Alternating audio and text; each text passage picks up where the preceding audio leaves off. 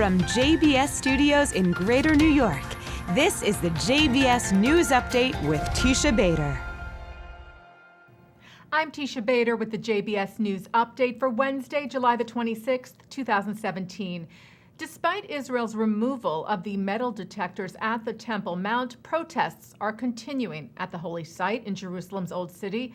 And terror group Hamas today called for a day of rage this coming Friday. Hamas also held a military parade in Gaza today, quote, in solidarity with the Al-Aqsa Mosque and in protest of the Israeli harm to it, unquote. And the Times of Israel reports that Palestinian Authority President Mahmoud Abbas ordered the leaders of the Fatah party's militia to take part in planning mass demonstrations Friday. He also said the freeze in security coordination with Israel over the Temple Mount issue will continue.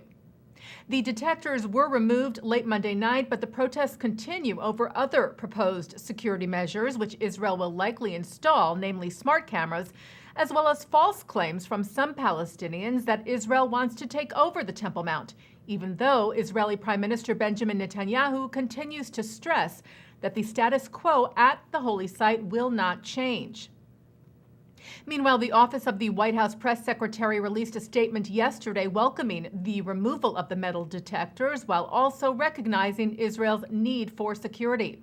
It said Israel has removed the recently installed magnetometers and cameras despite the demonstrated need to enhance security at the Temple Mount, Haram al-Sharif, in the wake of the murder of 2 Israeli police officers at the site on July the 14th. The United States applauds the efforts of Israel to maintain security while reducing tensions in the region.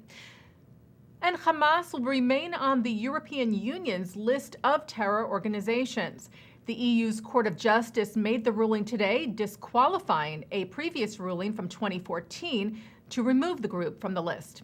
EU Ambassador to Israel Lars Faaborg Anderson welcomed the decision today. He told the Times of Israel that all restrictive measures against Hamas, including a freeze of its assets and a ban against soliciting or mobilizing funds, would remain in place. European Jewish Congress President Moshe Kantor lauded the EU ruling as well, calling it an important political message for the fight against international terror. And here in the U.S., the Anti-Defamation League condemned sermons made by 2 Muslim religious leaders in California for their inflammatory content relating to the Temple Mount conflict, in which they call for the annihilation of Jews. ADL National Director Jonathan Greenblatt said speeches made by Sheikh Ammar Shaheen of the Islamic Center of Davis and Imam Mahmoud Kharmoush of the Islamic Center of Riverside were anti-Semitic and dangerous. Greenblatt said, "We reject attempts to cast the conflict in Jerusalem as a religious war between Jews and Muslims." He said at this time of heightened tension, it is more important than ever for the Jewish and Muslim communities to come together to condemn the use of stereotypes and conspiracy theories and to rebuild trust so that people of all faiths can coexist with mutual respect in the Holy Land and around the world. Well, a first-time traveling exhibit of hundreds of artifacts from the Holocaust will offer a glimpse of the tragic events to people across Europe and North America next year. The exhibit, called Not Long Ago, Not Far Away, was announced by the Auschwitz-Birkenau State Museum in Poland.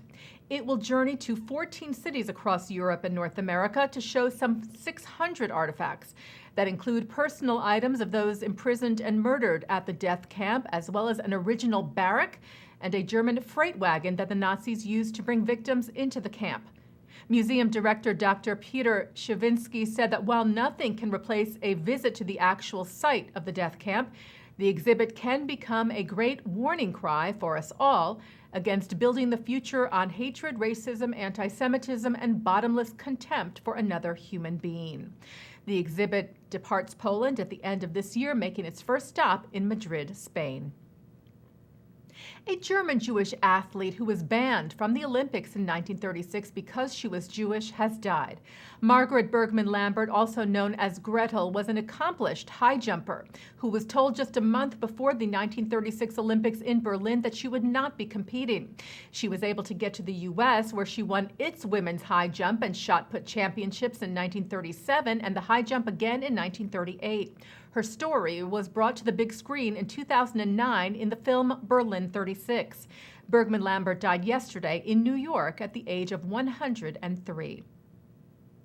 Israel's President Reuven Rivlin will travel to Germany in September to attend a dedication ceremony in Munich for a new memorial honoring the 11 Israeli athletes and coaches who were murdered by PLO terrorists at the Olympic Games in the city in 1972.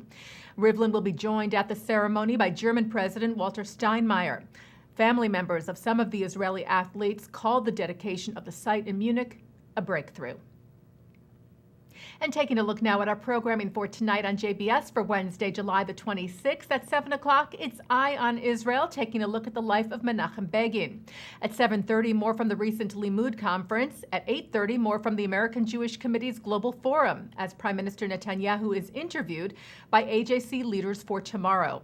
At 9, Mark Golub sits down with filmmaker, journalist, and historian Emmanuel Aronson-Rund on the Chaim. And at 10, a look at art and culture in Israel. And coming up right after this newscast tonight at 6:30, it's Thinking Out Loud with Micah Halpern. And that's the JBS News Update for Wednesday, July the 26th, 2017. I'm Teisha Bader.